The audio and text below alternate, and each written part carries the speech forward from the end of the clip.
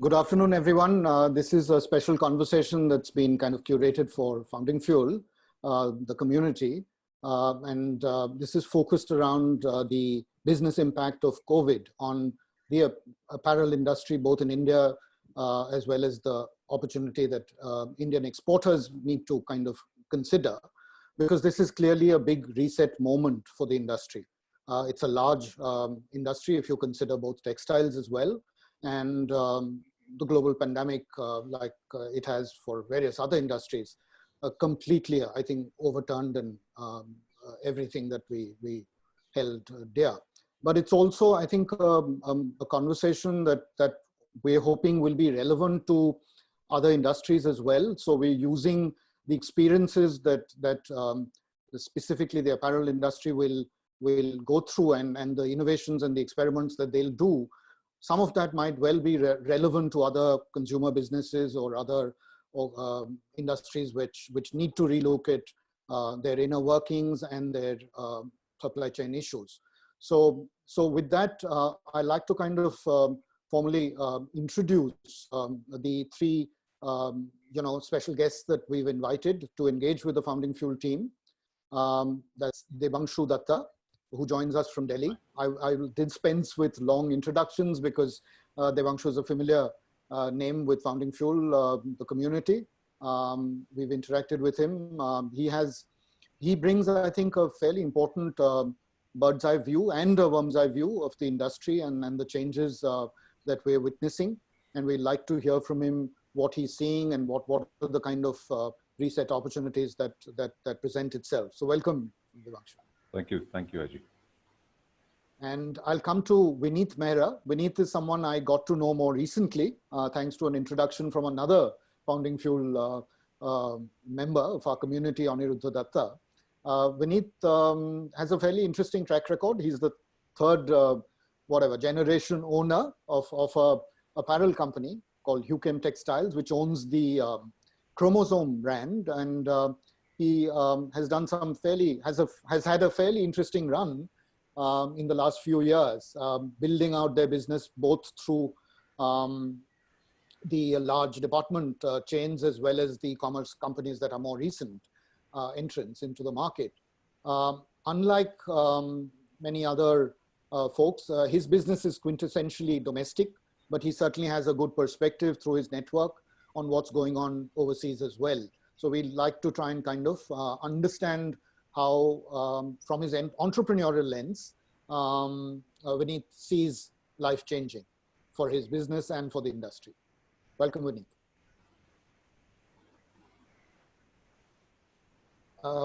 I'll come to Deven Pabaru, who's also been a part of our Founding Fuel network for a while. For many years now, he's been kind of tuning into all the conversations in our learning community from way back in 2015, 2016. He brings a different perspective to this conversation because supply chain and global supply chains and domestic supply chains are likely to see the maximum change in the days, in the months ahead, because that's been something that clearly Deven is on top of. He serves a whole bunch of domestic apparel makers and retailers as well, Fab India and the Max Group, to name a few. He's been obviously studying what's really going on in the global logistics space as well, which might be relevant to our conversation today. So without much ado, we're obviously joined by the rest of our Founding Fuel team, the names that most of you will be familiar with.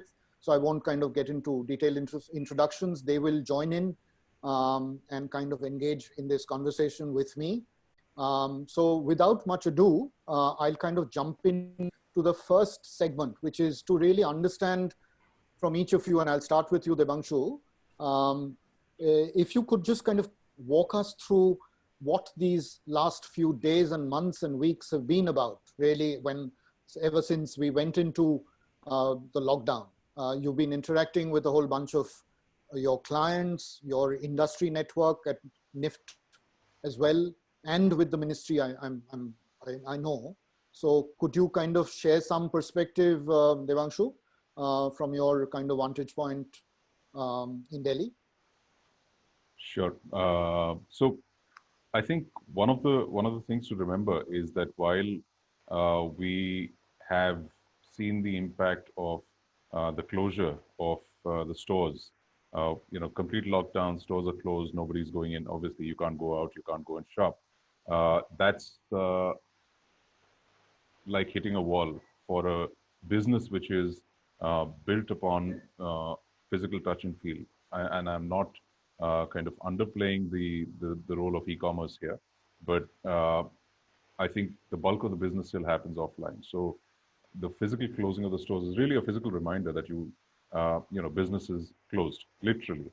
Uh, but having said that, this has been building up as far as the retail business is concerned, the fashion business is concerned, not only in India but worldwide. I think there's been a build up over time of poor performance, of a lot of inventory in the pipeline, and retailers were already hurting across the world and certainly in India.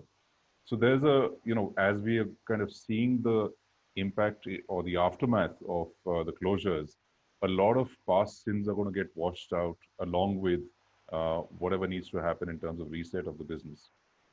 Very clearly, it's brought home to everybody the fact that fashion is uh, a discretionary purchase. If anybody was in any sort of illusion that roti-kapda-makaan, kapda is part of it, there's only a very limited number of clothes that you need as a necessity. The rest of it is literally discretionary. So you don't, uh, you know, people are people buy because they're going out socializing. They buy because there is a seasonal change, and therefore, there's a mindset that you need to have something fresh. It may be, seasonal changes do happen in terms of climatic changes do happen. Uh, let's say, as far as India is concerned, in the north of the country, much more than the south. The rest of the country is perpetually on summer anyway.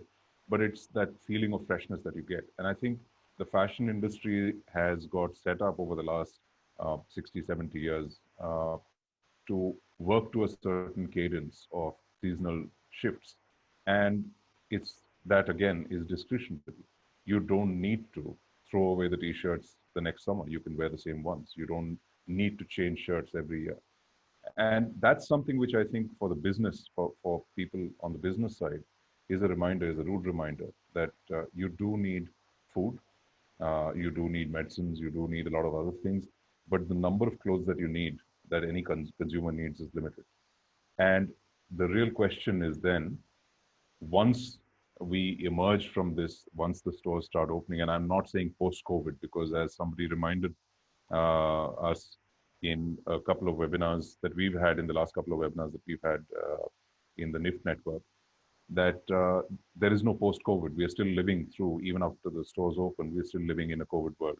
The infection is there, the concerns that consumers have of self, secure insecurity, I would say, not only from a health perspective, but also from the perspective that am I going to have an income in 3 months' time, 6 months' time? Will my income be the same or will it be reduced? That's something which actually the sentiment which drives the ability and the willingness to spend is something which is going to get curtailed, which is already getting curtailed, in fact. So I think that is a reality which we have to live with. So any business which is looking at surviving and I would say thriving, and I would like to talk about the opportunities perhaps a little later, but uh, if you are looking to survive at least at the moment, and if you're looking to thrive later, then you really, really need to look at what the business is doing and why it is doing it. I'd just like to mention one small point. Almost exactly a year ago, in March 2019, at a public forum at a conference, I actually threw this challenge. And actually, I've been doing that in private conversations for the last few years. But this was the first time I actually publicly threw that challenge. That if in a few years' time you find that consumption has dropped to half and you still need to run a profitable business, how would you do it? Now, I didn't have a crystal ball. I didn't know 2020 was going to be consumption dropping to half. But the challenge remains. And I think that that's something which has to be addressed by every business which is engaged with the consumer. That's interesting. I just want to just I have a follow-up, Devanshu. with your clients, with the industry group that you're part of, and also with the government at various levels.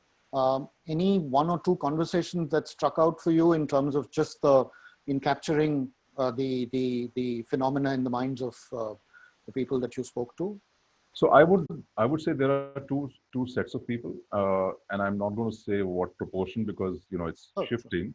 But one set of people is those who are just dumbstruck with deer in the headlights kind of thing. You don't know what's hit you, you don't know what you're going to do next. Clearly, there's no demand. Whether you're an exporter, you're being hit by maybe cancellations or delays in orders, uh, withheld payments from overseas buyers or whatever.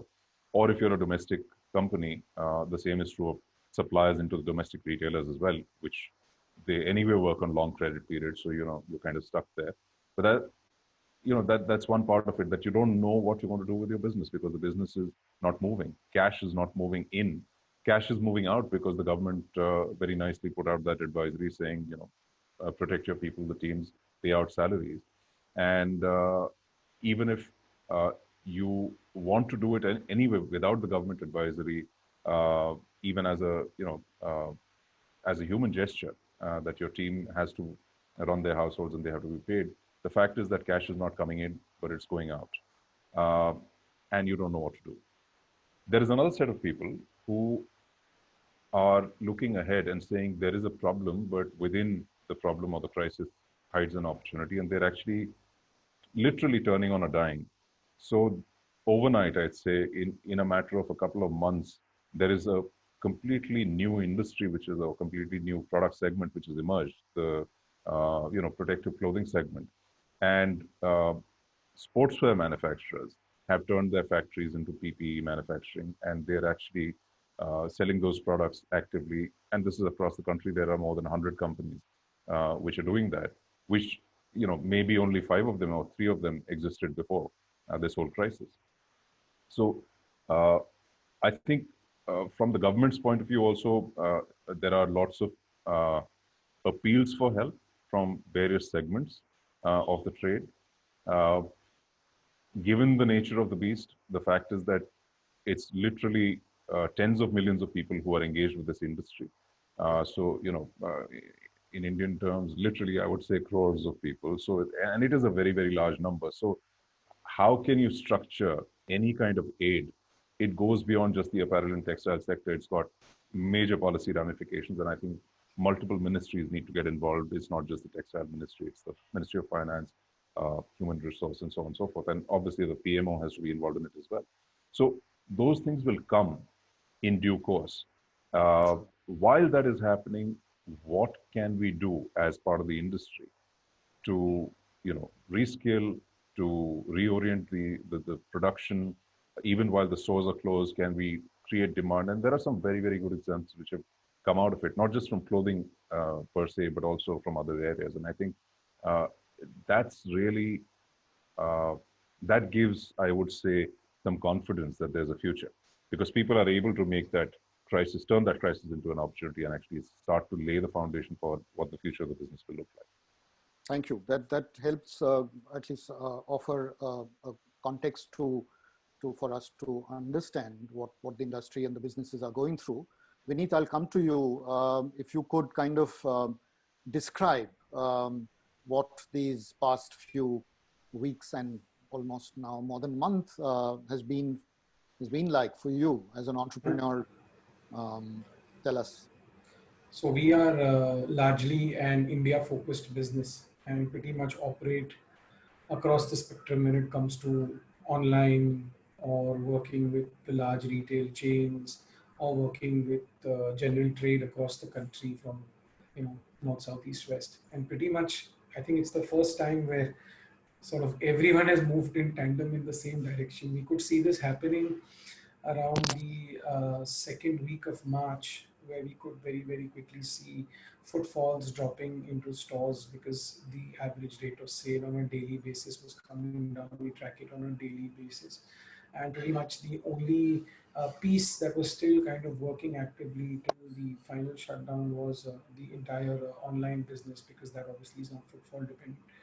Um, but it kind of happened very, very quickly. It was like, you know, suddenly it was the 1st of March, and then suddenly it was like the 15th of March, and everything was kind of, completely thrown out of gear. And the production also, there was a little latent fear amongst, the workers, the supervisory staff, the manufacturing staff. There was genuine concern, should we, be proactive and, sort of, pull back so that people's safety comes above everything else. I think that pretty much was a consensus for us internally where we took that call. And I think we took that call maybe, if you remember, the Maharashtra lockdown was announced a few days prior to the first India lockdown, if I'm not mistaken. Sure. So we actually decided to, more or less, we were in tandem with the with that kind of a date, even though we were manufactured in Tamil Nadu and Tirupur. But there was this genuine fear that was building up, and so that kind of happened. It happened very, very quickly. There was no time to even kind of figure out, for example, when you work with, say, cotton spandex fabrics, ideally you don't want to leave anything in a cut condition because when you cut cotton spandex, ideally it's best to just sew it. You may not have time to inspect it and iron it and pack it or whatever, but you definitely want to sew it. There was no time to react. It just happened very, very quickly. And I don't think this is just us. I think this is across the board, everybody. It just happened really, really, really, really quickly. And I don't think everyone expected it to happen at that pace. So we caught everybody unawares. But Vineet, this would also be a moment that, since transactions have kind of almost come to a grinding halt, I'm sure it's given you some time to also think and reflect about what's going on. Did you kind of use that time? Did you get some time to do that as well? We can get into the details in the next phase, but lots and lots of things. Oh God, at every level of the organization. So we are a group of people that work as obviously lead the organization together, and we've been talking ever so often, trying to figure out what's the most logical, or what's the path to least resistance to kind of get things jump started, and how we should change what we do, how we do. We run a fairly simple business, so in that sense, I think, at least in our case, we should be able to take some of those thought processes and implement them very quickly, and we can talk about them as we go along. But yes, it's very, very clear that in a world post lockdown, I won't say post COVID, as they want to say, we're very far away from post COVID world. But in a post lockdown world, I think a lot of the paradigms that existed, a lot of the we hear, oh, this is how it was being done before. A lot of that has to change, and a lot of it is going to change.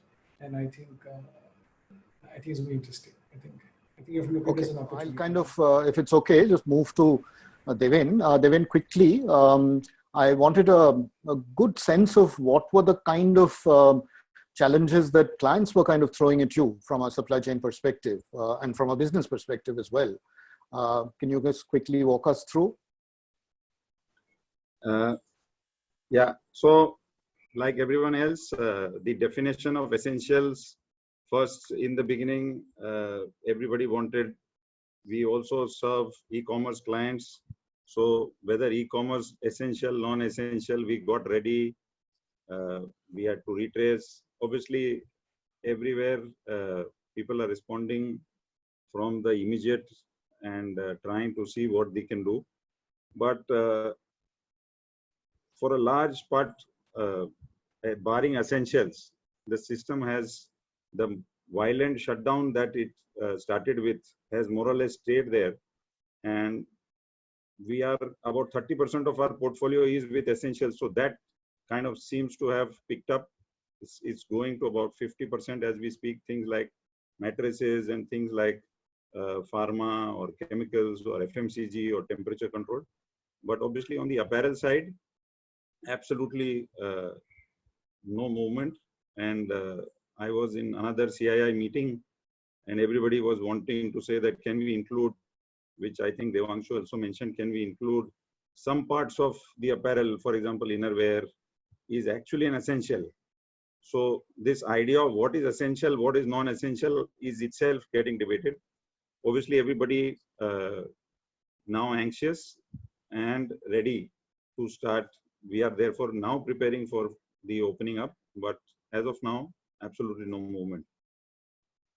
Got it. Got it. I know there are serious challenges of managing inventory and all of that that would have built up. We'll come to that hopefully in a bit with you as well.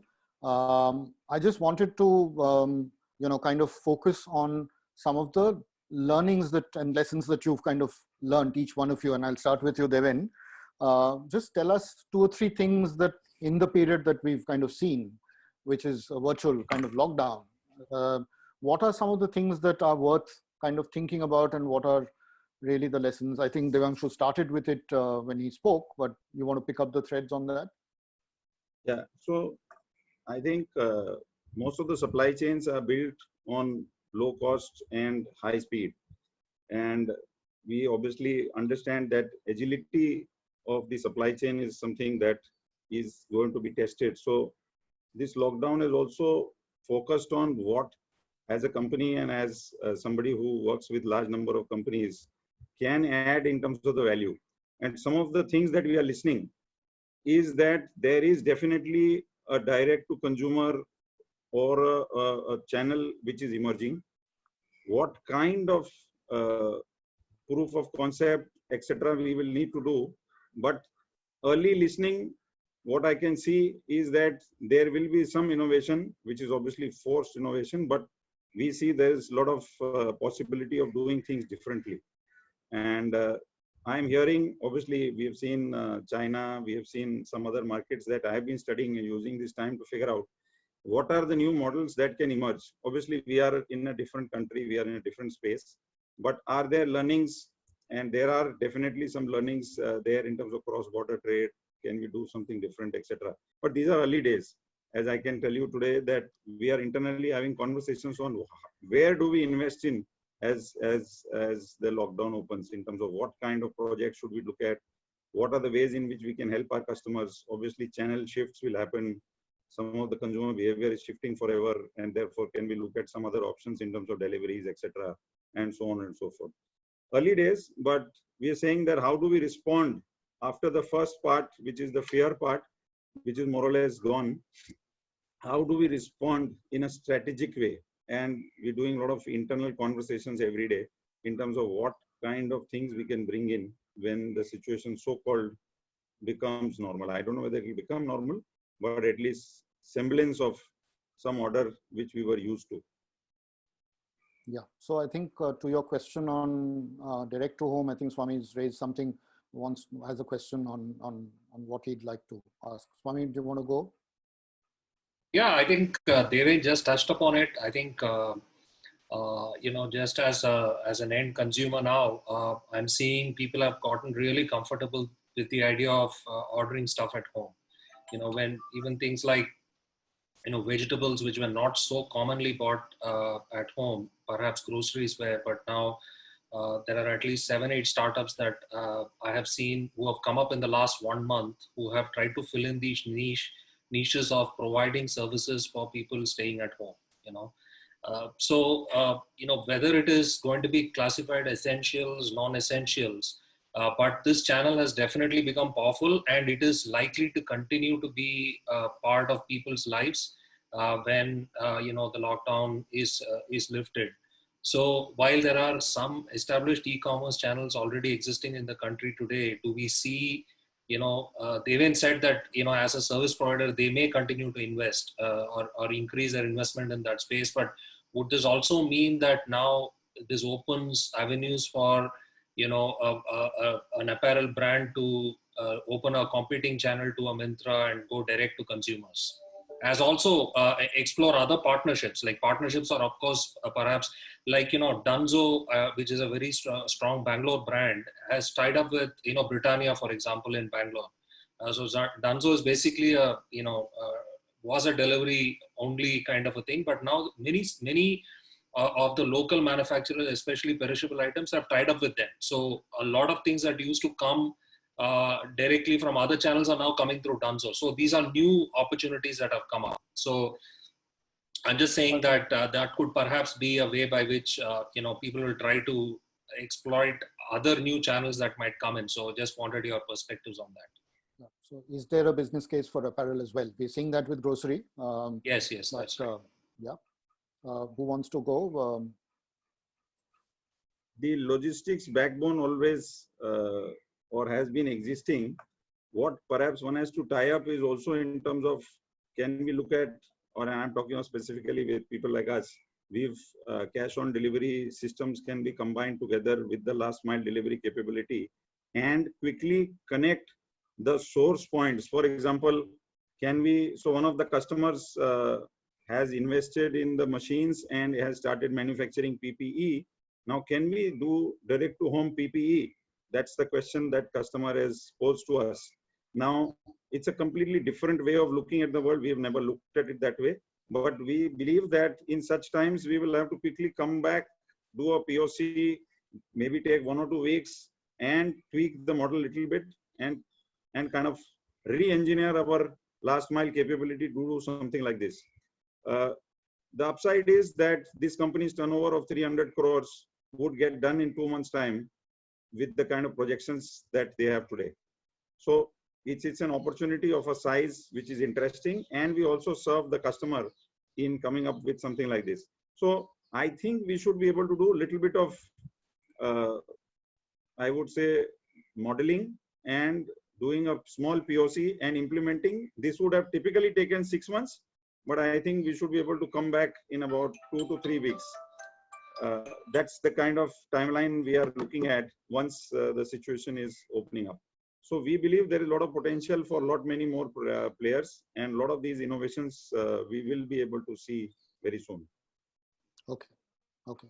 I'll come to you, Vineet. You heard Deven talk about direct to home.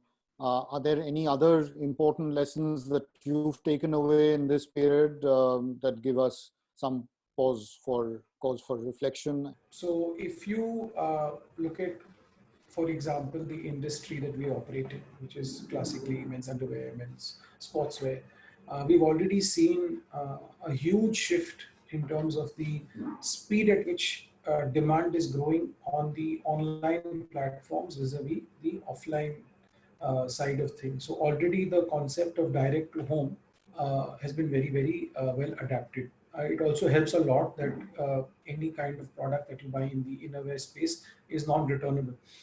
So it makes it a lot easier for the online model, because there's a huge cost involved in reverse logistics, which doesn't largely happen with this particular thing.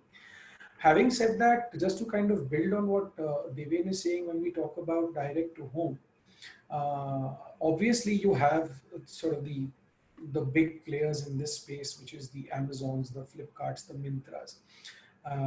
You've also now have the brands that actually want to go out and start doing direct to home.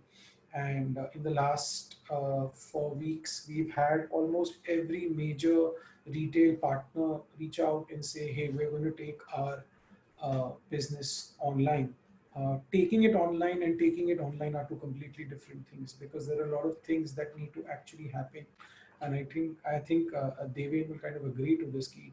It's not just the last mile delivery. There's so much more. The customer experience, being on the websites, the speed, the sort of the intuitiveness of the experience of actually shopping. So you will have a very different experience, say, shopping at a website X vis-a-vis shopping at a website Y.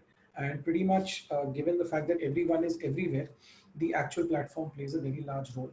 The third thing which has been sort of playing on my mind for the last few weeks has been, everybody's been talking about this hyper local, and all of this stuff. But even your local stores, your local clothing stores, which have been under a lot of pressure, tying up with, for example, I don't know if you guys use Scootsy, but Scootsy now has a delivery agent built into it. In fact, I had a call from them the other day that says, do you want something moved across the city?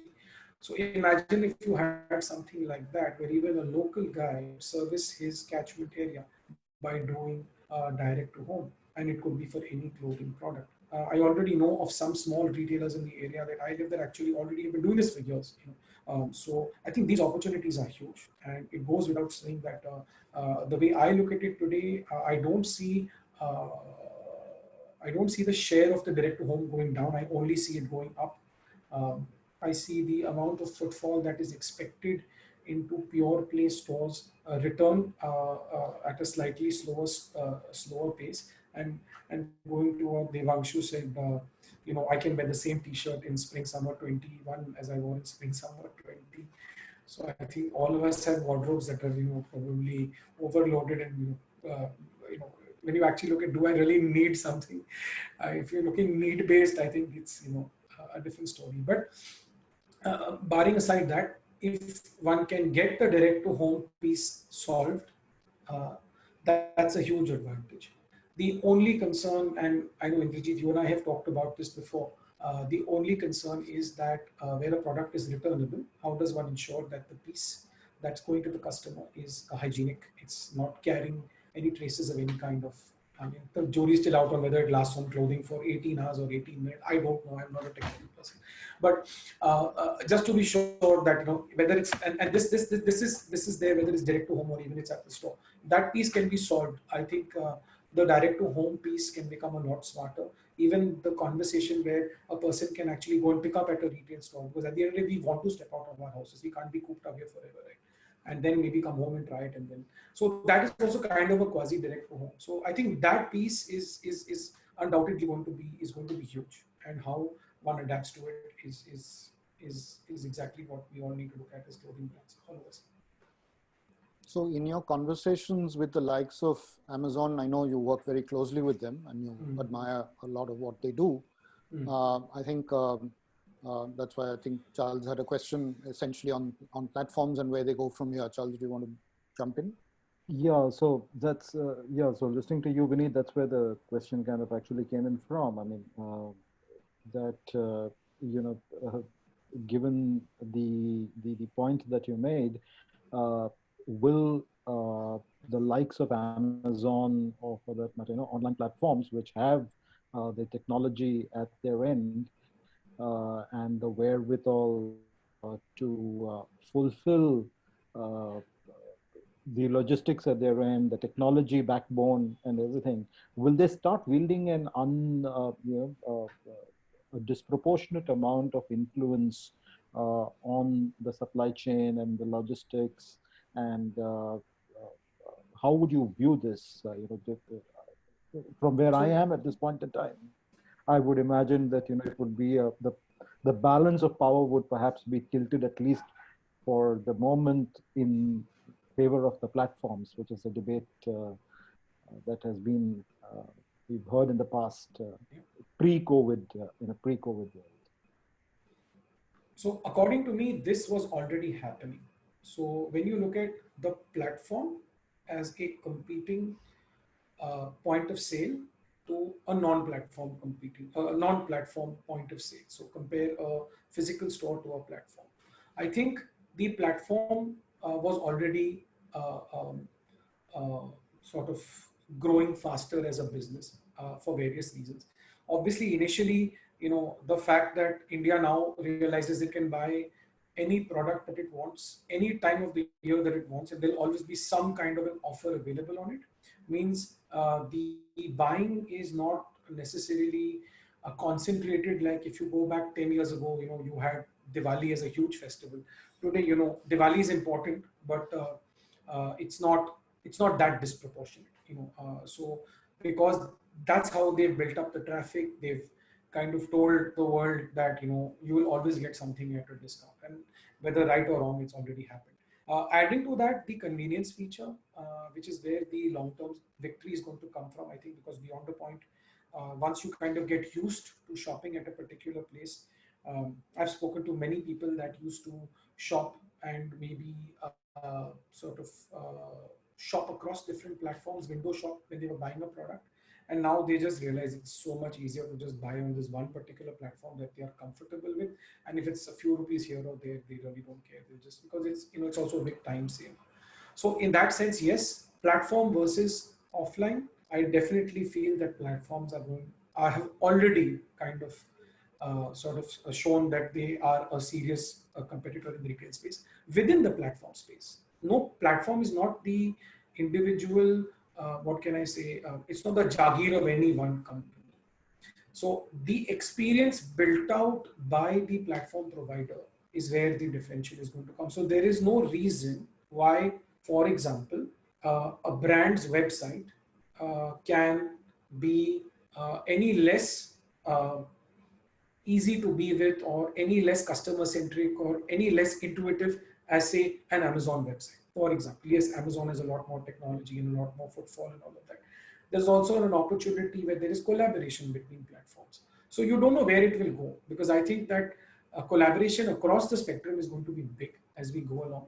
And definitely, if the particular retail brand slash retail store believes that online platforms are a channel that they wish to be selling their product on, then they have to go behind it 100%.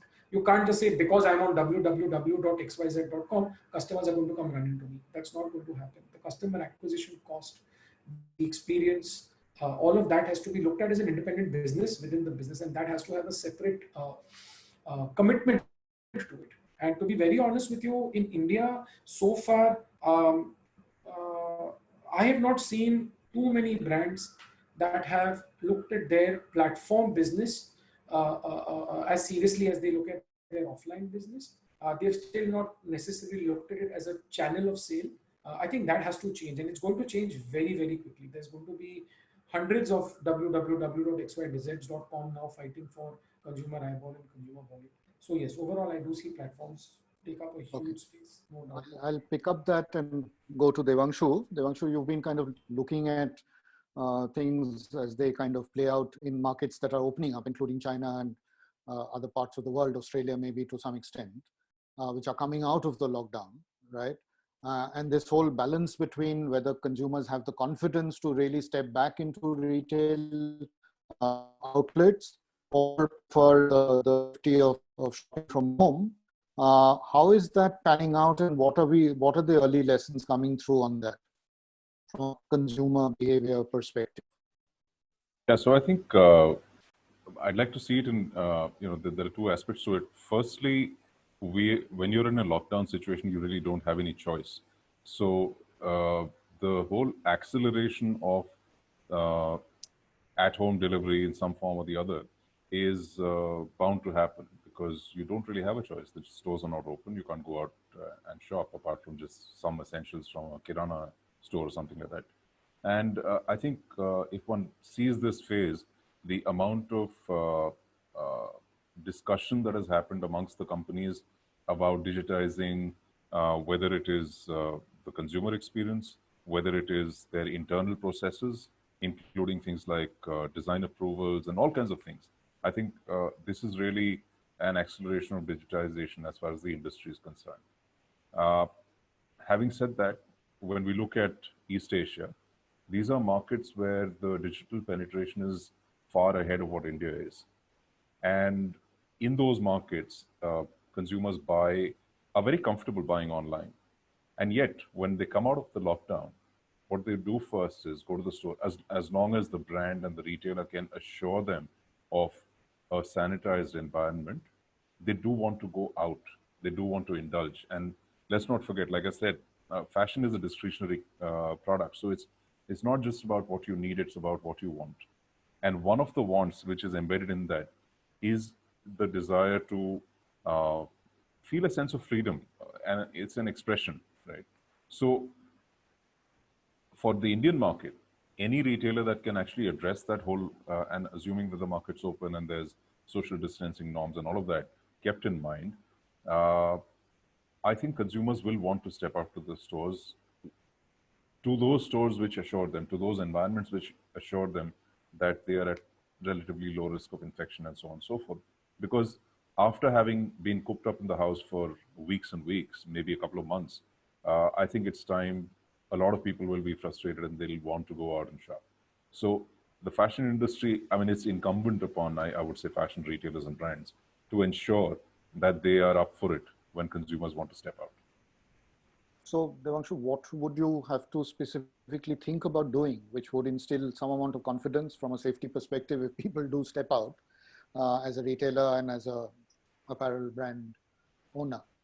Yeah, I think one of the problems, of course, is that a lot of the brands, at least in the big cities, are today dependent on humongous amounts of footfall and sales coming from shopping malls.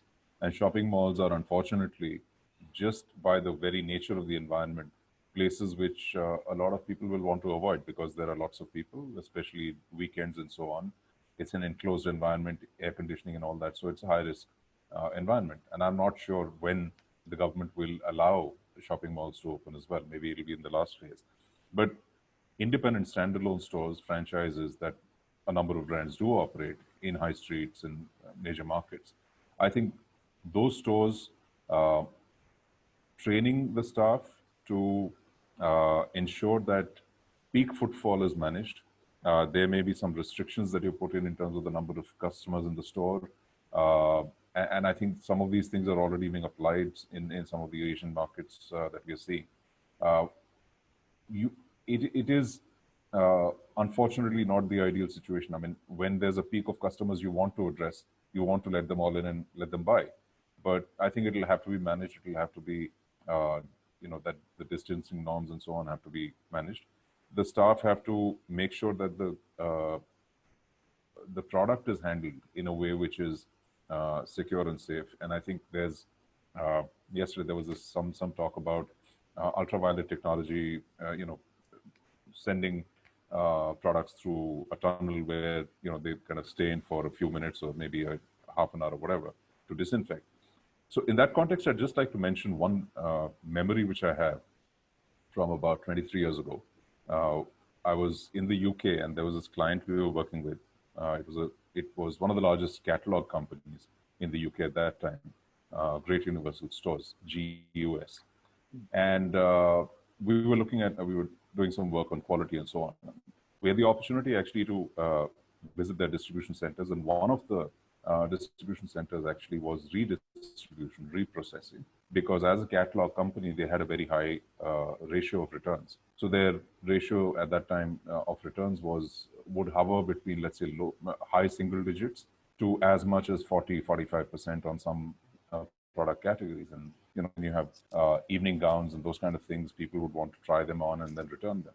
So the whole reprocessing exercise of actually making a garment which has been shipped, tried on, and then shipped back look as good as new is something which is actually a mind-boggling process, even then, and it's all physical anyway.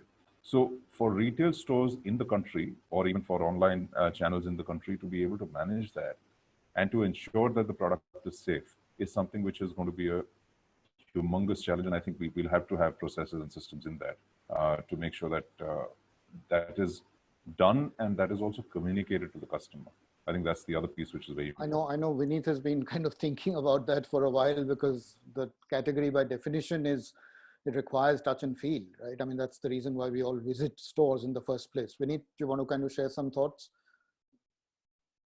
Yeah, I think that piece is very important, and that's where returns and trials come in. But to kind of build on what Devanshu said, and this is just sort of me thinking on the fly here. But just imagine if there were a mall, and in that mall there was a disinfection center. We talked about collaboration, and every brand that did a trial just took the piece, put it into a disinfection bag, literally like an in-house dry cleaner, sent it down to that disinfection center and got it back into the store. There you have it. Every single customer walking in, just give them those plastic gloves which these guys use, the pani puri walas. They're not very expensive gloves, they're like a few rupees. And you have a relatively cleaner environment. I mean, it doesn't really require too much rocket science. I just think if there's collaboration, like I know with the online retailers, the warehouses are spread all over the country. But when returns happen, returns pretty much go to lesser number of warehouses, which then kind of uh, I don't want to say refurbish because that's the wrong word, but who reset it for redistribution. So there may be a damaged packaging, there may be, somebody may have tried on something, it might be dirty, whatever. So they have a refreshment happen, and then that product kind of goes back to the consumer. So if that could happen in the physical space as well, I mean, it's great business opportunity. On a high street, one guy opens this, maybe the Presto guys can have a new business. I don't know. So you never know. So yeah, I mean, when actually one gets down to thinking about it, there are a million opportunities. And exactly what you said to your point in China, this would have to happen because that is a genuine fear. Like I know, as the father of an 18-year-old girl, I would be very uncomfortable. But, you know, she's going to want to go out shopping, you know, and I'm going very, no, you can't go to this store, and no, you can't go to that store, and I don't want you trying this, and I don't want you trying that, because the fear still is very much genuine, and it is a definite concern. Sure. So I know we also discussed, I think, the whole issue around digitization and the fact that there for a long while we've been kind of trying out virtual trial rooms and all of that, but I'm not sure that that's really reached a stage where it's gained traction. But if one were to look at digitization as a big opportunity area for apparel, and I know there's a lot of work that's kind of going on behind the scenes. Can the both of you and Deven as well give us some perspective of where are the big opportunities really for firms to grab with both hands at this point in time? Starting with Vineet, and then we can go to Devanshu and then Deven. So the first example that comes to mind is something like a lens cut, where you're already doing this, right? You can see how the spectacle frame will look on your face. I think it will be a time of adjustment. I think that even for the consumer, they may accept initially a less than 100% result to what it looked like digitally vis-a-vis what they actually ended up receiving. Over time, I have no doubt the technology will get sharper. And it's very interesting. You will have the digital trial room. Just picking up on what Manish had said the other day at one of the other webinars, Manish is with Team Lease. He said that crises don't create any new opportunities. They just accelerate the ones that were kind of in the back end. So I think this is a great opportunity for virtual trial and for the virtual showrooms. And if that piece can be cracked, I think uh, uh, I think the business will be back in business even before we know it, according to me. But on the larger digital agenda, do you have any thoughts before we go to Devanshu and Deven in terms of how to embrace digitalization inside your firm and across the industry, and what sort of larger benefits will possibly accrue? You know, past data gets recorded, and a lot more of the development, a lot more of the controls would be more data driven, no doubt about it. Just to give you an example, you know, with one of the clients that we work with, they've got a very active PLM in place, a product lifecycle management software in place, and we've actually seen that product development times, historical learnings, you know, something as simple as, you know, how should a silhouette be graded? Something as simple as that. There's so much experiential learning, and it makes so much. It cuts down that much more time in the development process. And you know, in our business, you know, a day is like you know, a year. You know, you save a day, you've saved a huge amount of time. So I think there definitely the saving of time is going to be a big driver, because that means you can buy that much closer to season. You can buy with that much shorter of a lead time. So I think that is going to be a big play going forward. Sure. Devanshu, digitization for you, how would you craft a digital kind of strategy in these times? IG, yeah. 20 years ago, almost to the day, I was sitting across a retailer and demonstrating virtual showrooms, virtual order management, and a host of other features on a system that we developed at that time. Those were still early days of e-commerce, and you know, virtual supply chain software was something which was like an animal which wasn't really needed on the scene as far as most retailers are concerned. And I have to say this, that in spite of the technology being there, I don't think the lack of technology is an issue. I think it's been a mindset issue all along. 2 decades have passed, and I'm no longer surprised at the fact that most companies don't employ digital technologies more than what we see. In this crisis, and I think in this time of change, there is definitely an acceleration on these counts. Firstly, simple, very simple. If you are not able to go to trade shows and you want to demonstrate what you've got, what your teams have been developing. Maybe your country is open for business, maybe the other country is not, maybe the couriers aren't really going as frequently. How do you demonstrate to the customer? And like I said, I mean, this is a conversation almost 20 years to the day. You can actually, and today, in fact, with the technology and with the bandwidth that we have, it doesn't need to be still images. It can actually be virtual, you know, you can have a virtual catwalk actually with models, live models, and you can show the customer as to what the drape is like and so on and so forth. So I think adopting those kind of technologies in the business is something which definitely more suppliers are thinking about when it comes to, you know, on the export side of the business.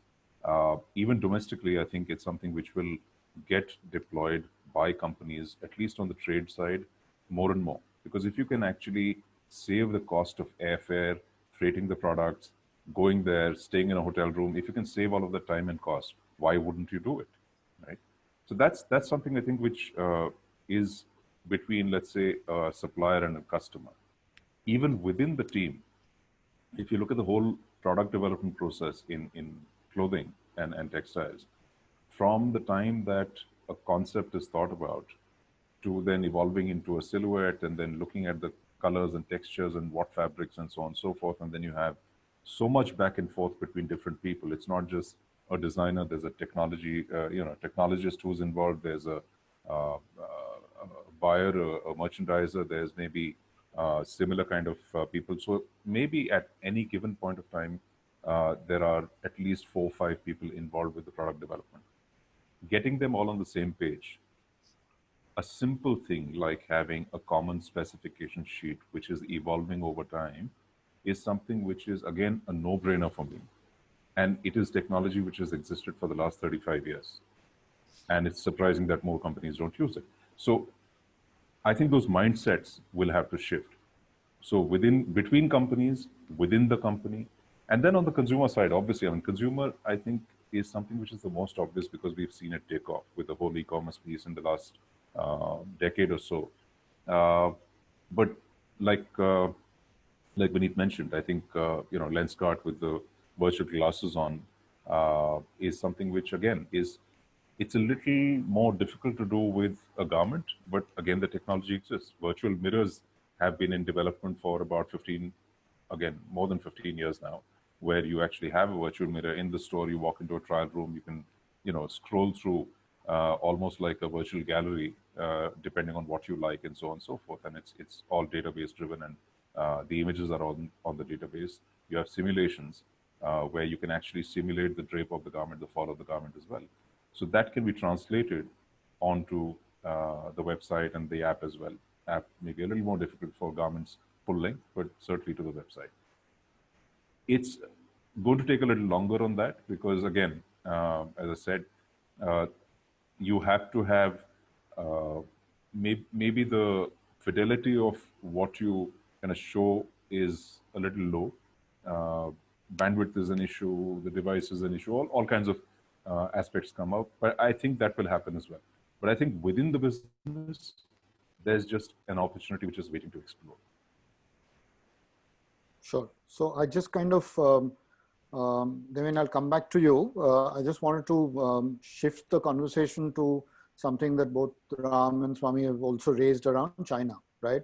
We all know that there is a certain negative sentiment around Chinese products, services, you know, but given the fact that, I mean, they're the ones who've kind of had the best of all the opportunities, given that India, Pakistan, Bangladesh have been in lockdown mode. I'm guessing Vietnam as well. How does one kind of think about how this will play out? And is this negative sentiment around China for real, and will that really play out in the way that some people expect, that, you know, will in China finally start to lose some of its stranglehold? Who wants to go first? Yeah, sure. Okay, so I'll attempt. I think there is a negative sentiment, certainly, and I think there is an opportunity for other countries to pick up the slack. Buyers are looking at, I think, again, it's not only sentiment driven, but also the fact that there is a risk to putting all your eggs in one basket.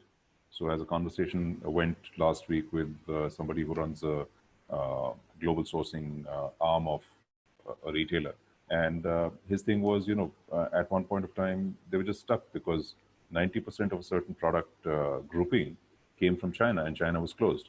So this is again something which is a conversation which goes back years.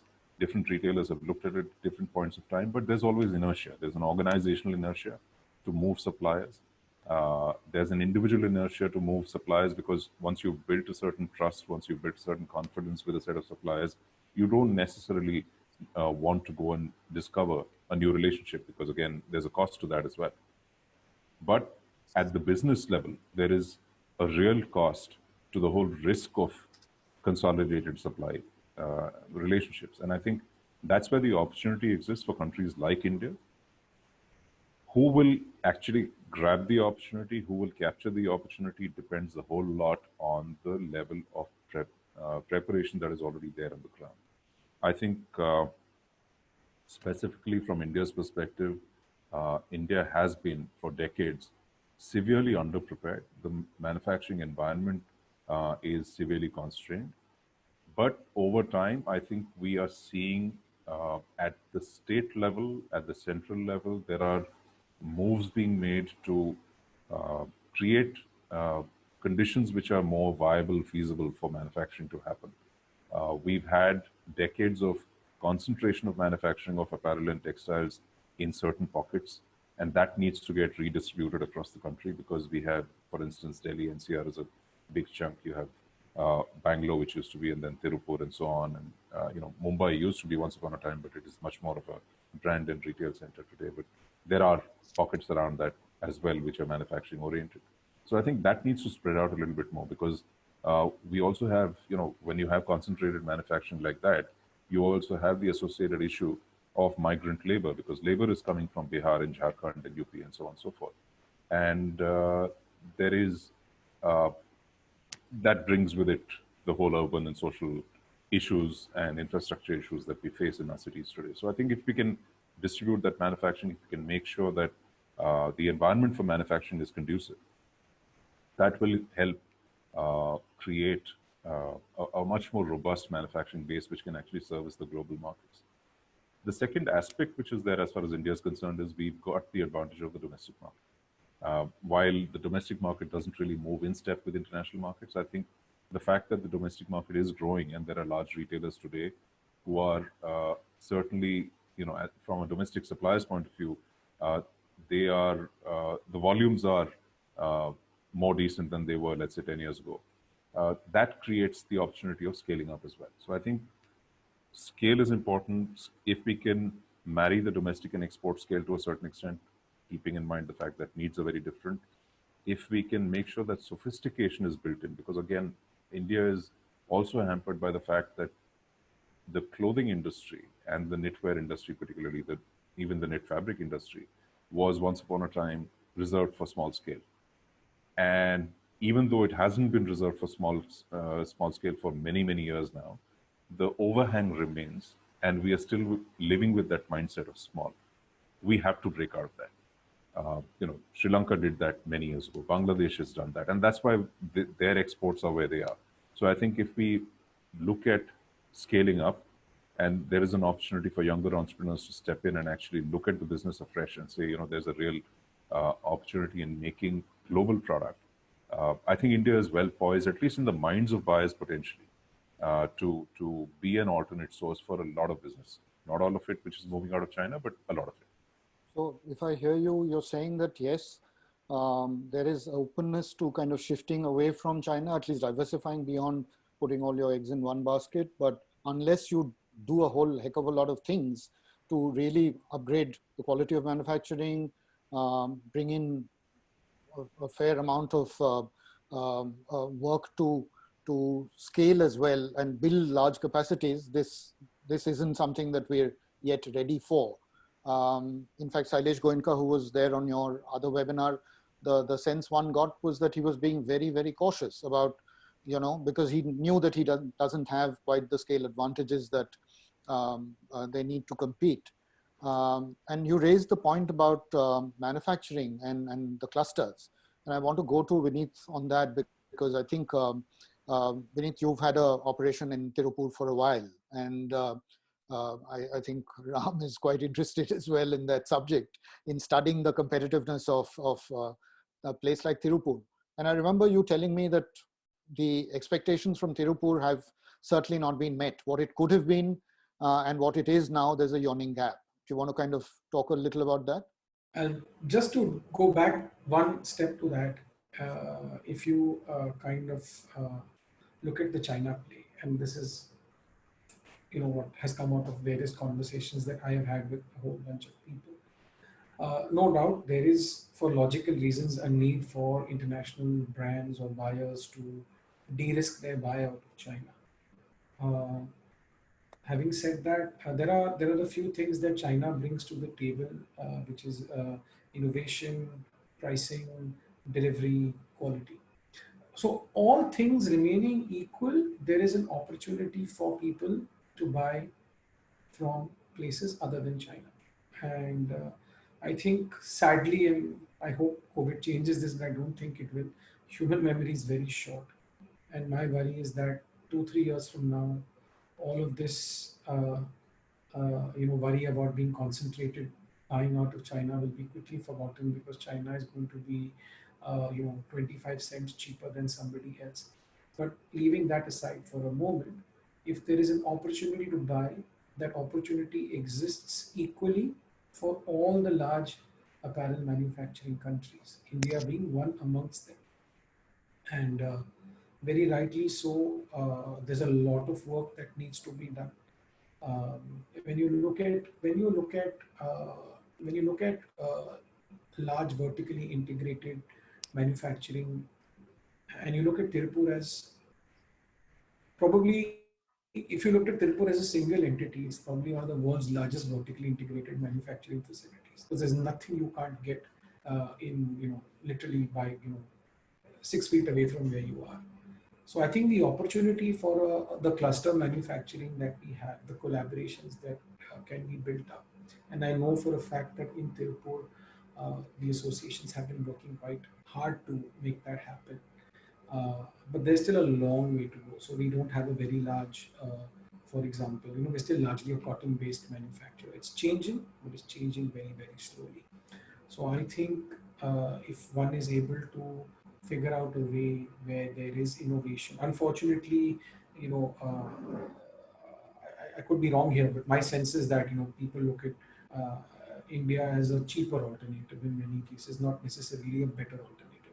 So it has to be more than cheaper. It has to be, of course, price is a key driver, but you also have to be as innovative. We can't forever be doing your undyed polo t-shirts for the world. We've got to do a lot more.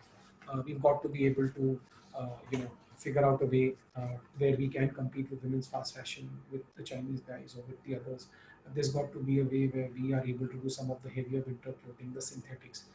It's a huge cultural change.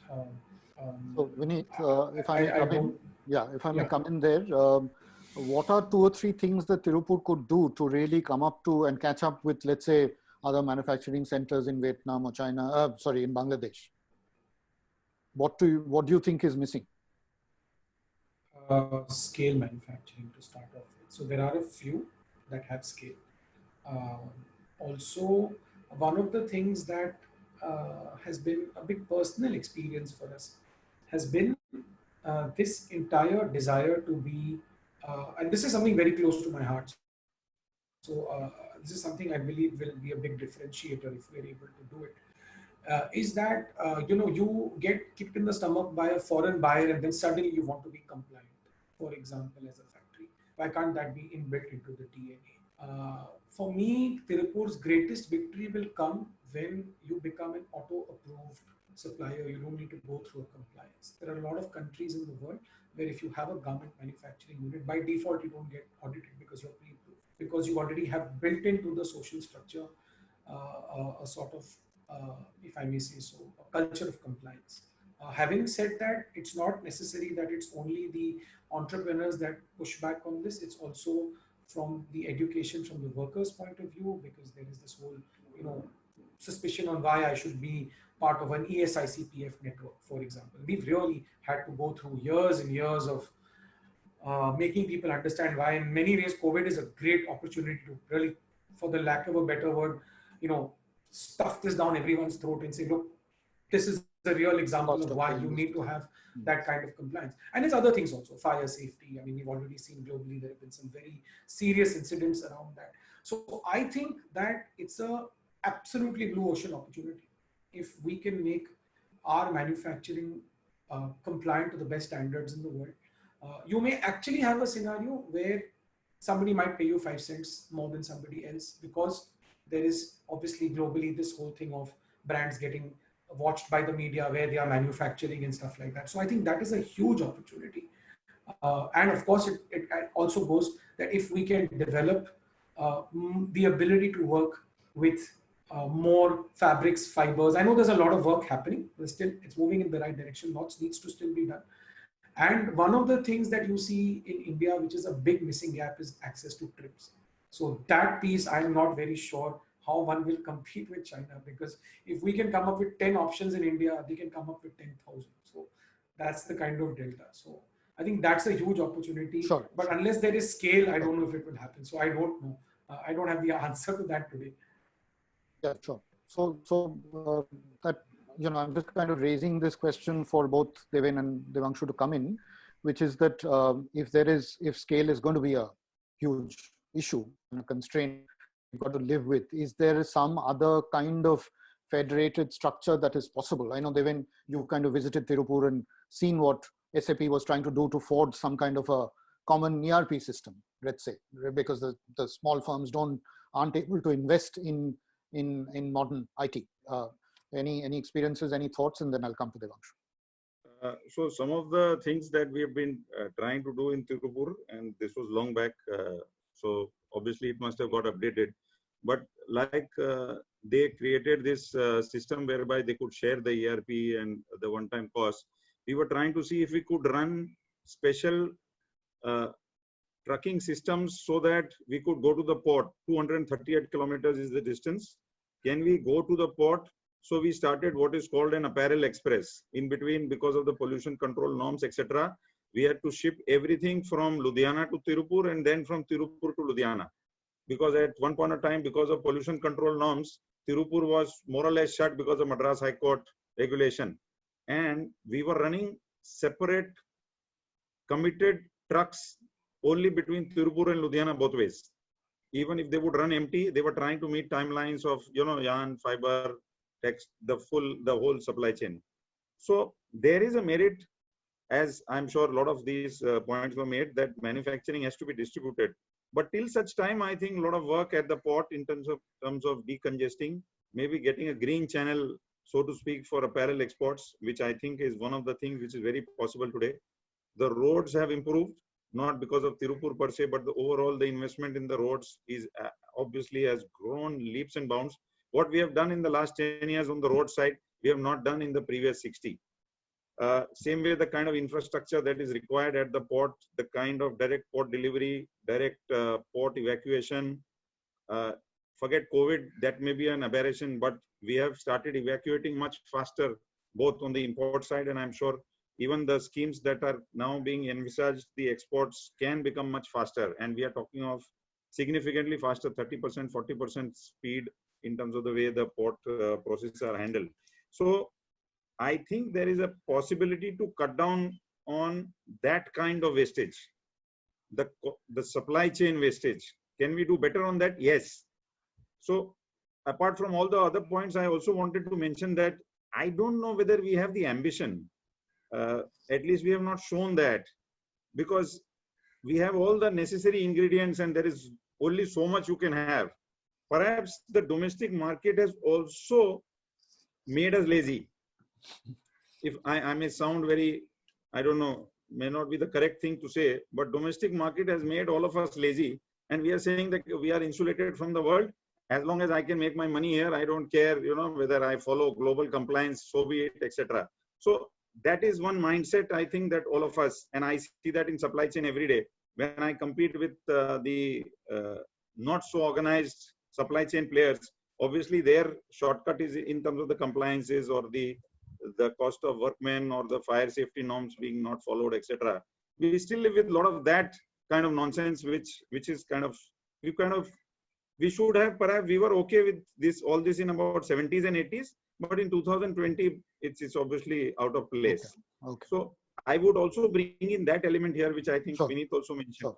So apart from mindset, Devanshu, Devin's talking about lack of ambition to some extent. And but if you look at the kind of catch up that we'd have to do with both Sri Lanka and with Vietnam to start with, because not just Sri Lanka and Vietnam, but Bangladesh more importantly. What will it really take for us? I mean, do we have the chops? Do we have the ingredients? What are some of the things that we could possibly do better from where we are? I think that was a great point, and in fact, I wanted to just reinforce that point that Devin made. That in the case of India, I mean, forget the IT sector, forget the automotive sector, forget the pharmaceutical sector. These are all they all display world class manufacturing and process and ambition as well.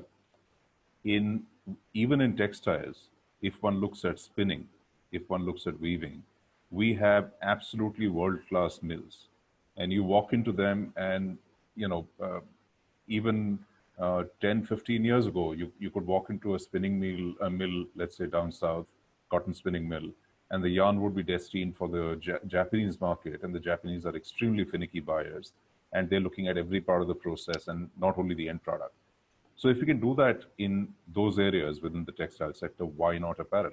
And I think it comes back to that ambition. I think it comes back to the way the apparel industry has got structured. And I see on the chat, I see the point about the domestic market, and Devin made a point also about the domestic market having made us lazy. But it's not just the domestic supply; it's also the exports. We have that overhang, like I said, of small scale, and I think we need entrepreneurs in this business who have a global ambition, who say that this is an industrial activity. It needs to be done at an industrial scale. It needs to be well structured. It needs to have process. It needs to have systems underlying information technology, all of that. And that's something which I said, like I said, has been done in Bangladesh, has been done much better, in fact, in Sri Lanka. Maybe they were ahead of the curve because some buyers were looking at that environment and said, this is a great place to put up a garment factory. Let's put up a large plant. Let's do a joint venture. Whatever the reason might have been, the fact is that India needs to get there. And I think the Indian entrepreneurs need to step up.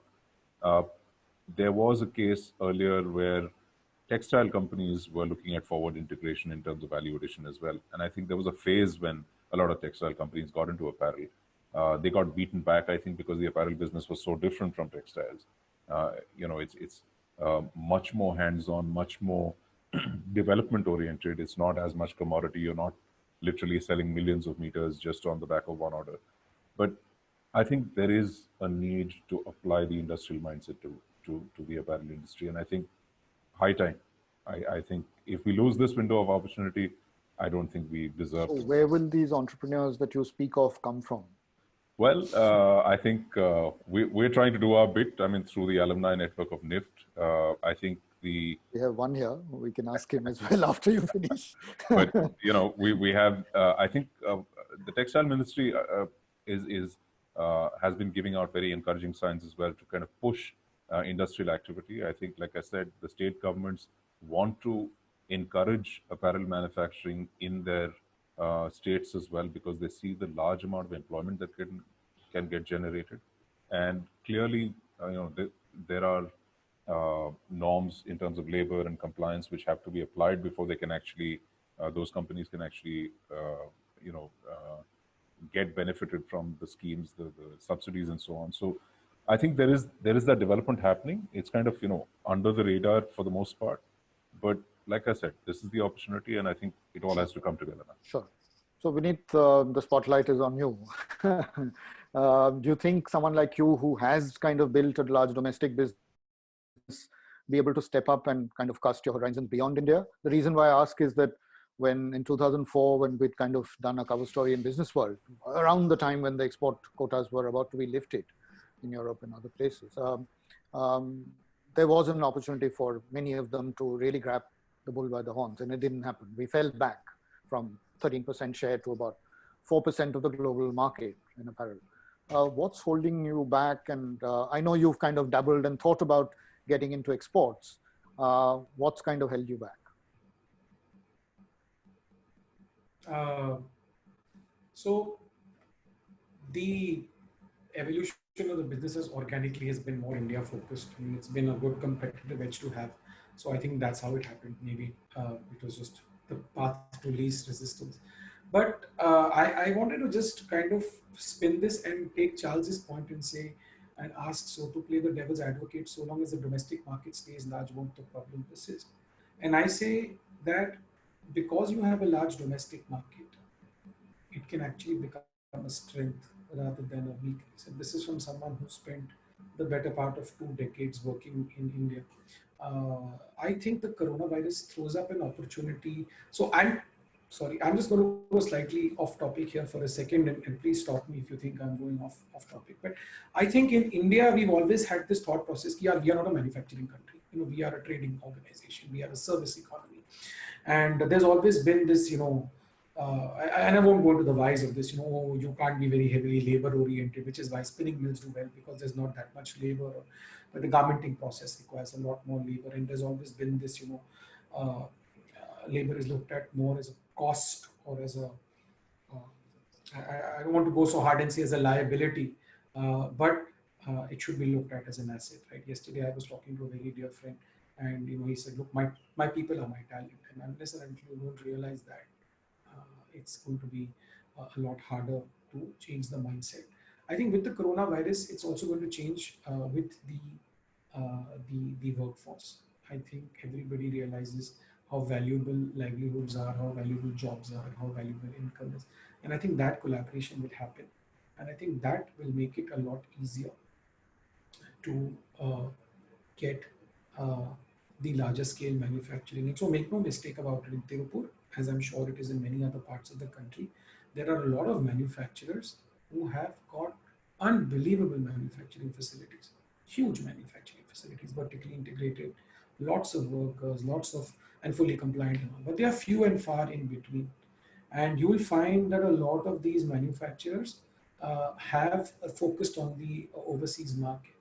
I say to everybody, I say this more in academic point of view, is our business is a little small, sorry about that. But I say that there is, sorry about that, I say that there is an opportunity to actually leverage the local market, the domestic market. And why can't the impact of seasonality be negated because you're with the domestic market? So in that sense, I'm a big proponent of India and the Indian market, and I think the opportunities are massive and also a huge way to de-risk. Again, as I said, in terms of building up large manufacturing within Tirupur, again, I go back to Tirupur. There's a lot of collaboration between factories, people. You may have partners that you work with throughout the year who then work to your standards. So it doesn't have to be one building with 20,000 machines. It can be, 100 buildings with 200 machines, for example. So that entire cluster is an opportunity to have that big manufacturing and kind of merge the thought process of why are we thinking small? Why can't we think of it as one big business? And it's possible. It already happens in an informal way. Maybe it can be slightly more formalized. I don't have all the answers, but just kind of sure. I'm just going to kind of push you a little more. I know many years ago, in the late 90s, I think your father decided to partner with department stores like Westside, right? You weren't quite in favor of that idea initially, I remember, right? You telling me. What if your daughter were to come back and if she does join the business and she pushes you saying that, Dad, I want to open up an international business, what would you tell her? Yeah, go ahead. Absolutely. So what's stopping you? Absolutely, go ahead. You don't know where opportunities come from. Sorry. You don't know where opportunity. And we are very, very, personally, our exposure to the overseas market is very small. So that's something that we look to build out in the next 3 to 4 years. So where are you on that journey? Where are you on that journey, Vineet? I mean, just so that we have a context and to understand what this might take. No. It's a serious question. Yeah. So, I mean, when I joined this industry, and still to many times when I have conversations with people, and back in the day, somebody used to tell us, you want to buy yarn, do you want to buy export quality? I never understood what that meant. Why should a quality of product be different? What is the meaning of this export quality? It goes down to everything that we buy. When my mom used to take me sometimes to Crawford Market and she was buying vegetables, the guy with the fruits, the guy would tell him, Bhabhi, ye mangoes export quality. What is the meaning of this export quality? I've never understood this. Quality should be quality. What is the meaning of export quality? So the question is that, I mean, are we saying that, so if we export to Nigeria also, are you saying India makes Nigerian quality is better than Indian quality? I mean, it's a very open, what is the meaning of this export quality? So I think once you have, and for us, pretty much the standard that we like to follow is pretty much a standard that is acceptable anywhere. So once that base level is set, and it's not key,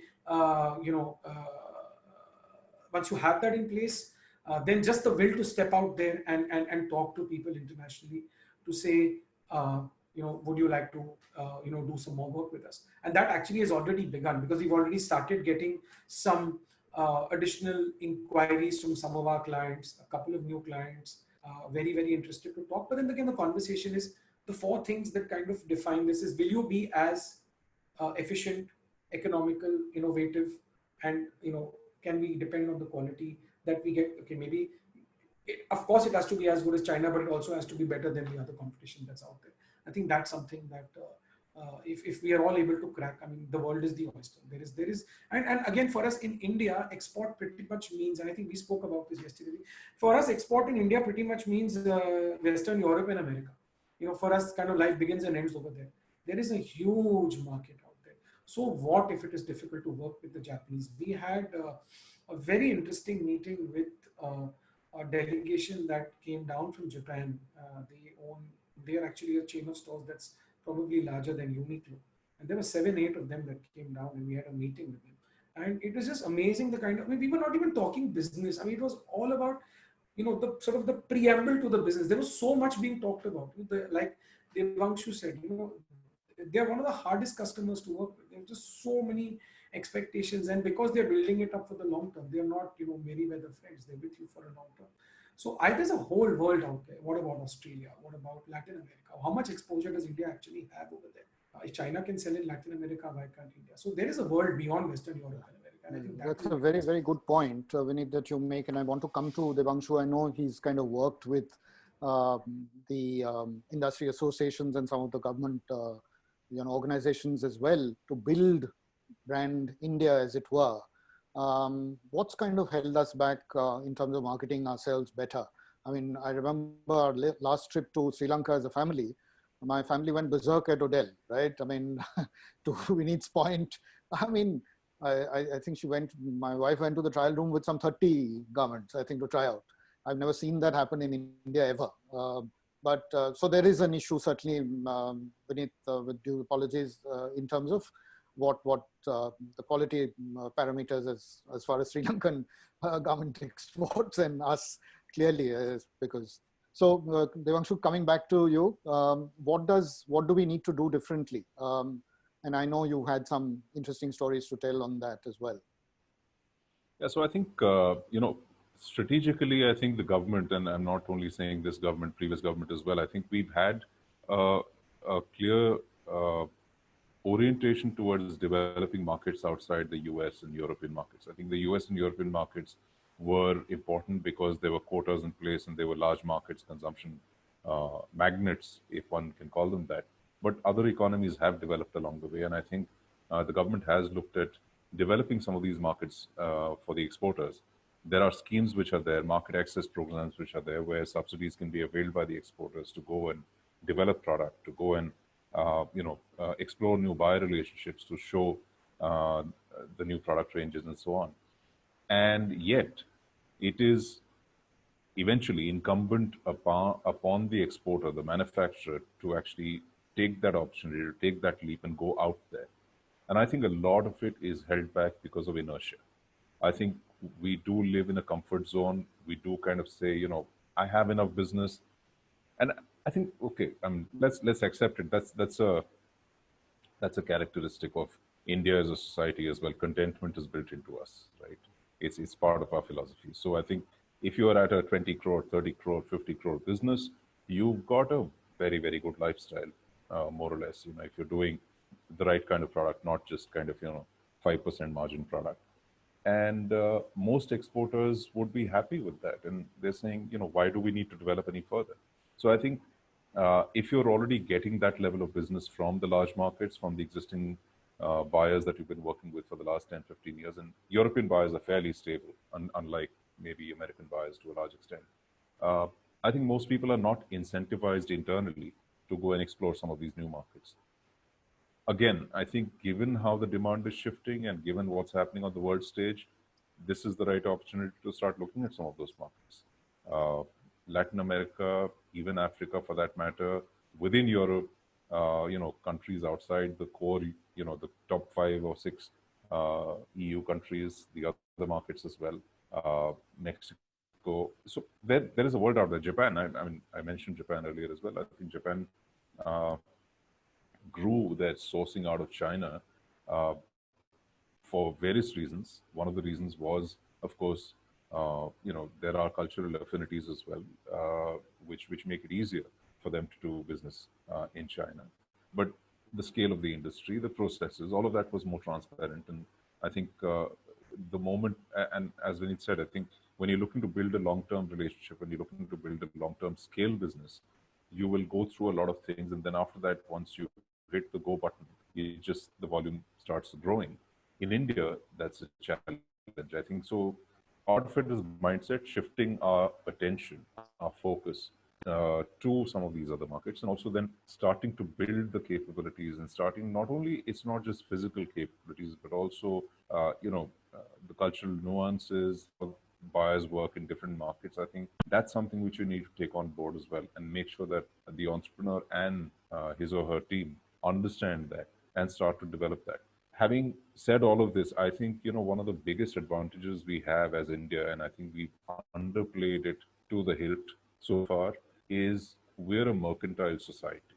And at this point of time, most of our best merchants are actually sitting in London, in Hong Kong, in Singapore, and various other places, in New York, in Paris. If we can, as an industry, make it easier for them to be merchants based in India, I think we will see a lot more business flow into India. Why should a trading house be based in Hong Kong? Right. So you spoke about market diversification and why we need to look beyond Europe and US. I wanted to come to both, the product portfolio as well and the kind of merchandise that we specialize in typically. And I think Swami's kind of raised a question on whether we need to go at look at basics as well beyond just kind of high-end fashion. Any thoughts from the both of you, Devanshu, in terms of whether we've kind of missed a trick or two in terms of the kind of categories that we could have possibly looked at given our skill sets and our specializations in India? So on the product, I think certainly this is something which is, it's not a hidden secret. It's a well-known fact that the world consumption is skewed towards man-made fibers. India's production is skewed towards natural fibers, particularly cotton. And I think this is something which has been raised many a time over the last several decades. There are policy issues at fault. There are industry orientations at fault, perhaps. But I think, again, it's something which has to get built. If you want to build scale in the world, if you want to be one of the most significant suppliers, then certainly your product mix has to match what the world wants. I think that's just pure marketing fact, right? The capabilities have been constrained, but I think man-made fiber capabilities are increasing as well. And I think we are seeing more and more man-made fiber products coming out. So that's one part of it. The second part is very simple, scale. You have to have large-scale manufacturing. And large-scale manufacturing is driven by more basic product rather than more varied or fancy product. So we do a lot of fashion product. We do a lot of embellished product. There is good margin in that. but it is not inherently scalable as much as basic product is. So I think we need a healthy mix. If we have to be, let's say, double the size of what we are today, uh, and I would say we should be even larger than that, then we have to get into areas which are more basic, more maybe even technology driven than just pure handwork or just embellishment or just fashion. I think if we can do that, then we will have a much larger industry. Got it. Got it. I'll come back to you, Devanshu and Vineet. I'll go to Devin now, and this is the last segment, and I'm conscious of the time.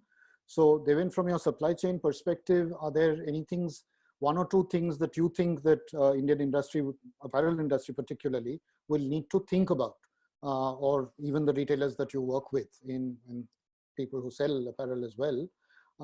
What are two or three things that you've got to, that you would add to the mix? So this is actually nothing to do with COVID itself, but in our transformational journey, which we undertook, I was a part of the team which undertook the Future Group's transformation journey, and where we were able to combine about 16 odd warehouses to one single warehouse, introduce the technology in terms of warehouse management system and transport management system, linked the point of sale data all the way back via the warehouse management system, transport management system, and the suppliers. That itself allowed us to kind of reduce the inventory by half. Our cycle time was about 110 odd days in those days. I'm talking 7-8 years back, and was somewhere around 55-60 days in terms of our speed or time to market or cost to market. So now, in my mind, that is something that any retailer worth its salt has to do. In India, we have been slow in accepting that. GST has also come. That is one of the key opportunities for any large retailer today, or even a medium-sized retailer today, because in those days we did not have a service provider, somebody who would bring in modern infrastructure of warehousing and transportation, and the government also has spent that much more today. So the time to market and cost to market, which are the conventional matrices which any retailer would look at, are today far more addressable, and a pay-per-use model is available with various supply chain service providers where they can bring speed so that they don't get stuck with inventory. So in a situation like this, somebody who's lean on inventory will bounce back much faster, obvious. Otherwise, you would be worried about the kind of stock that you are stuck with in your system. Right? So it kind of dovetails with the digitization, it dovetails with how agile are you, and that's the kind of thinking. Perhaps it's this is the second or third shock we are seeing. Demonetization was one, and so on and so forth. So you will see more and more of such things, and so your agility has to be planned for.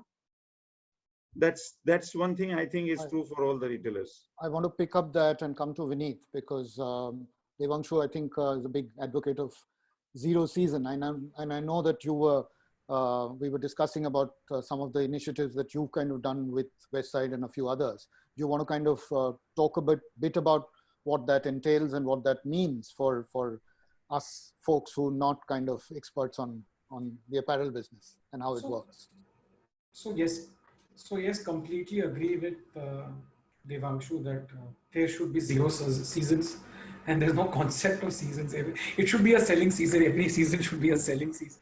I also have the liberty to say that because with typically a product line like men's innerwear, there's not that much seasonality in the product. So then I do have some luxury to say that. That's not necessarily that it's the case with everyone. But yeah, I mean, when you look at fast fashion, or you look at, I know Zara's done this beautifully internationally, Westside's doing it fabulously well in India as well.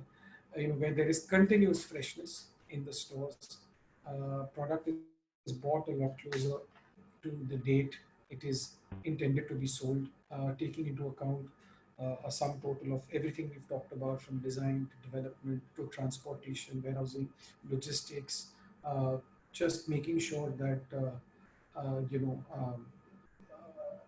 every square foot of space is used in the right way at a store. So, for example, for many of some of the key clients that we work with, and I kind of agree with this view, Why should a retail store even have a back room? There's no logic to it. Why should there be a back room? It's a complete waste of retail space. It's such expensive retail space. So I think with more and more retailers realizing, and this is going to be big because you'll partially see some of the retailers and especially brands in India uh, kind of bring in bulk of their merchandise at the start of what is called the season, and then they'll have a second hit and a third hit or whatever. And in a COVID-like situation, where you've probably committed or indented a large part of your initial first hit, you have really no ability to pivot because now you're stuck with that inventory for a much longer time. Whereas if you're leaner and you have had the ability to see maybe just block fabric, you have the ability to change that to an alternate style, an alternate silhouette, maybe an alternate embellishment, and then you are able to bring in far more efficiently. Some of the retailers here are doing it very very efficiently. I would say top amongst them would be West Side, no doubt in my mind about it. From the crop that we work with, Okay. Okay. and it's something to learn from. It's fabulous. So this is if I understand it right, the new game in town, Devanshu, at least from an Indian perspective, because have Western retailers kind of already moved beyond the two-season play that we've usually been used to, fallen. So I'd just like to share an anecdote which will provide the context. Many years ago, and Zara has been, a case study in this space. So maybe late 90s, early 2000s, there was this delegations which were going to visit the Zara operations in terms of looking at the product development and the manufacturing there, and how Inditex had not only owned manufacturing but also contracted manufacturing within Spain and Portugal and so on. And somebody actually asked Mr. Ortega, you're allowing all these guys to come in and look at your operations. Aren't you afraid that they will steal your secrets and go away? So he actually said something very simple. He said, you know how Julius Caesar said, I came, I saw, I conquered. They came, they saw, and they understood nothing. They will not be able to take anything away because it takes a mindset change for things to happen differently. And I think that is the fact. And I think, while we talk about zero seasons, I at least talk about zero seasons, I've had some personal experience in turnarounds of product in 3 days. It requires an enormous shift in thinking. And you really have to think about working with the supplier very, very closely to make sure that whatever space is getting emptied out is going to get filled with product which will move and not get tied into product which is not going to move. So a lot of the retailers, not only in India, but internationally also, while the theory of fast fashion has been out there, fast fashion has been taken to mean cheap and disposable fashion. The back end of it, in terms of how to make fashion available quickly, has not been adopted. And that really is the failing as far as the business is concerned, because what you need to have is a very, very, very nimble product development, a concept to carry a bag kind of a story.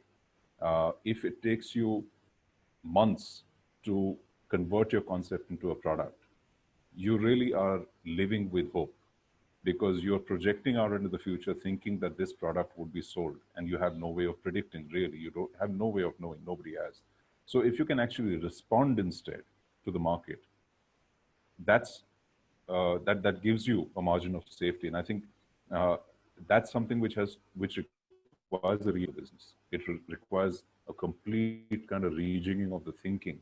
When you mentioned about the fabric, it is most expensive to have finished products sitting in the store, which may or may not sell. It is less expensive for it to be sitting in a distribution center because you've not added the retail cost to it. It is lesser, a lower cost if it is sitting in the factory. It is even lower, and the risk therefore is lower if it is just fabric rather than garment. And the least cost is having capacity which can respond. So you really have to be smart about what you're investing in, what you're leaving. Where is the slack you're leaving? Is the slack that you've got 5,000 pieces in the stores and 10,000 in the back end, and that's your slack? Or is it the ability to fill in the gap if 2,000 pieces go out, to fill in another 2,000 or 1,500 or 2,500 or 5,000 of something which will sell. I think that's the real slack that you need. It's not the product, it's the ability to play into whatever opportunities are coming up. And I think that's where the fashion industry needs to, worldwide, I think it's not just India. The fashion industry, the retail sector needs to actually change the way it thinks to be able to feed in. And I think the great example is food and FMCG.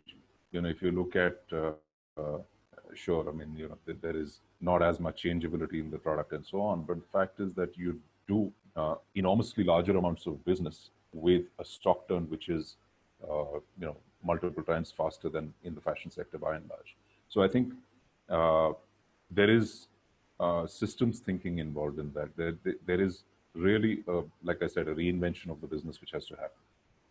We can't do it just doing what we've done for the last 100 years. Sure. So that on that note, I think that couldn't be a better note to really end this conversation on, because that was the assumption at the start, that there are amazing opportunities to try and reinvent the business, both from the business model itself, the supply chain, product market fit, and India can really have a role to play, but for that we'll have to really pull up our socks, literally. You know, we didn't get much time to discuss about various other things, including the engagement with the government. That's for another day. But I'd like to really thank Devanshu, Vineet, and Devin for sharing your kind of perspective with us. I think it's been useful and a very useful learning opportunity for all of us, because some of the, we're kind of always curious about cross-pollinating stuff that comes in from one industry to the other. And we're studying this reset across many other industries as well, including healthcare, where telemedicine is fundamentally changing the way healthcare is provided. And India is really not sitting back on that, thankfully. So I'm hoping that even apparel industry really uses this reset productively. And there's no reason with entrepreneurs like Vineet and advisors like Devanshu and supply chain folks like Devin. I think there is intellectual capital available. I think we've done that in other industries as well. There's no reason why it can't happen here. So thank you again, and we'll certainly be in touch on and carry this conversation forward in the days to come. Thank you. Thank you, IG and team. Thank you. Thank you so much. Thank you, gentlemen. Thank you. Thank you. Thank you.